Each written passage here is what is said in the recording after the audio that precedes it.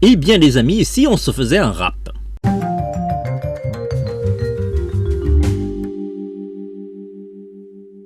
Hello les amis, j'espère que vous allez bien. Nous revoilà pour une critique série Soprano qui sortira demain sur Disney+. Et on a eu la chance de voir les 6 épisodes, ce qui nous permet d'avoir un avis complet sur le programme. Bien entendu, comme d'habitude, on va essayer de ne pas vous spoiler la série. Avant de vous donner nos impressions sur la série, je vous rappelle qu'on a eu la chance de rencontrer les réalisateurs et même les scénaristes de la série en conférence de presse, dans une vidéo qu'on vous mettra en lien en commentaire. Et dans une autre vidéo, on a rencontré Soprano et tous ses copains en conférence de presse aussi. Et ça vous permettra d'avoir un autre point de vue sur ce programme. Alors côté pitch, la série retrace la carrière de Soprano, de ses débuts à la cité à Marseille jusqu'à la célébrité. Ses hauts, ses bas, ses doutes et ses succès, et toujours accompagné d'un clan qui est relativement solide. Avant de vous donner mes impressions sur la série, j'avais besoin de vous donner un petit peu mon état d'esprit. Il faut savoir que je suis pas vraiment un mélomane, j'écoute pas énormément de musique et pas beaucoup de rap non plus. Du coup, je ne connais pas du tout Soprano. Si vous me parlez d'Orelsan, c'est un petit peu pareil, je l'ai déjà croisé, mais je connais pas du tout l'artiste. Et encore moins la musique de Soprano, ce qui fait que je regardais le programme vraiment avec un regard complètement vierge. D'une certaine manière, la série ne parle pas énormément de la création de la musique, mais se tourne un peu plus sur l'intimité de l'artiste et surtout de son entourage. On va parler de l'enfance de Soprano, Saïd de son vrai nom, de un petit peu ses tiraillements entre sa famille et ses copains, et aussi de sa passion avec la musique, qui est parfois, on va dire, qui entre parfois en conflit avec sa foi musulmane. Tout ça sans jamais entrer profondément dans l'intimité de l'artiste. La série est un petit peu une sorte de document historique sur l'émergence du rap auprès de cette génération.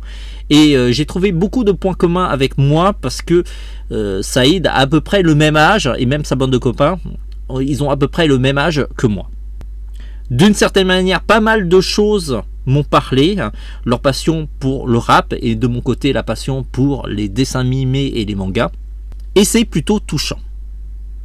Ceci étant dit, je suis pas quelqu'un qui lit des magazines comme Closer ou comme Voici, et j'aime pas trop m'immiscer dans l'intimité des artistes. C'est pourquoi j'ai eu beaucoup de mal à entrer dans la série, surtout pour les moments où je considère que c'est des éléments de la sphère privée.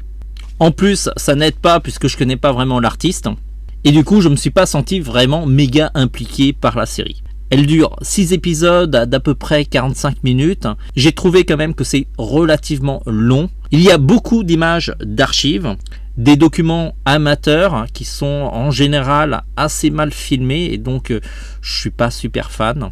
C'est clairement plus authentique, mais ça aurait besoin d'une stabilisation.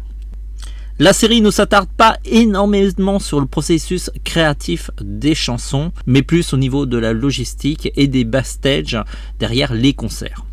Ayant déjà travaillé dans l'événementiel, ces côtés-là étaient un petit peu habituels pour moi. Au final, comme prévu, la série ne m'a pas énormément touché parce que j'étais pas fan de l'artiste à la base, donc ça m'a pas forcément donné envie d'écouter sa musique ou de le découvrir plus que ça. Et d'une certaine manière, j'avais l'impression d'entrer un petit peu trop dans l'intimité de l'entourage de Soprano qui ne me concerne pas directement. Ceci étant dit, ce détachement, il est peut-être lié qu'à moi, et peut-être que vous allez apprécier cette série si vous appréciez l'artiste et que vous voulez connaître beaucoup plus sur lui. N'hésitez pas à revenir dans cette vidéo pour me dire en commentaire, vous qui aimez Soprano, comment vous avez perçu la série. Sur ce les amis, j'ai plutôt un avis mitigé sur le programme, c'est pourquoi je lui donne juste 3 sur 5, c'est vraiment pas ma tasse de thé. Je vous conseille quand même d'être fan de Soprano pour la regarder. Et si vous ne connaissez pas Soprano, n'hésitez pas à revenir et donner votre point de vue aussi.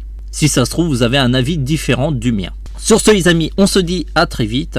Et n'hésitez pas quand même à donner votre chance sur ce documentaire, de le regarder, histoire de vous faire votre propre opinion.